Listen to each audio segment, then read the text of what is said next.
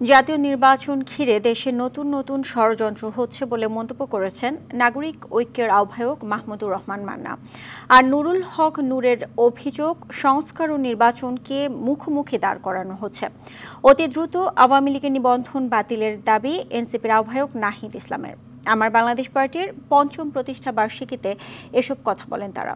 আরও জানাচ্ছেন জি এম মাহমুদ।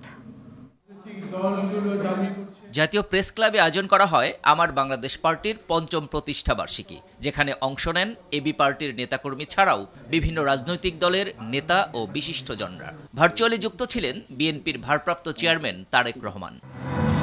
দেশের চলমান পরিস্থিতি নিয়ে মাহমুদুর রহমান মান্না বলেন, সামনে নির্বাচন থাকলেও দেশের নতুন নতুন ইস্যু তৈরি হচ্ছে। সামনে নির্বাচন, স্পষ্ট তারিখ নাই, কিন্তু নতুন নতুন সমস্যার আলামত দেখা যাচ্ছে। জনগণের ম্যান্ডেটই আসল কথা উল্লেখ করে মৌলিক সংস্কার শেষে নির্বাচন দেবার কথা বলেন জোনায়েদ সাকি। আর নির্বাচনের স্পষ্ট রূপরেখা চান নুরুল হক নূর। আগামী নির্বাচন কিভাবে হবে সেই প্রশ্ন নিয়ে হোক। শেষে এই কথা বলি, জনগণের ম্যান্ডেটই আসল কথা। আশ্রয় দিয়ে আমরা যে বিপদে পড়েছি, আবার আরেকটা মানবিক করিডোরের নামে দেশকে আবার কোন ফাঁদে ফেলা হচ্ছে, এটি নিয়ে আমরা শঙ্কিত। আওয়ামী লীগকে নির্বাচনে আনার সুযোগ নেই উল্লেখ করে নাহিদ ইসলাম বলেন, ৫ আগস্টই জনগণ তাদের সিদ্ধান্ত জানিয়ে দিয়েছে।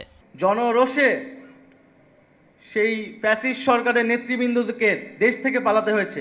বক্তব্য দেন এবি পার্টির চেয়ারম্যান মুজিবুর রহমান মঞ্জু, সাধারণ সম্পাদক ব্যারিস্টার আসাদুজ্জামান ফুয়াদ। ২৫-এর সমস্যা ৭১-এর রাজপথ দিয়ে আলোচনা সমাধান করা যাবে না। এছাড়া দেশের বৃহত্তম স্বার্থে জাতীয় ঐক্যমত্য প্রতিষ্ঠার আহ্বান জানান বিভিন্ন রাজনৈতিক দলের নেতারা।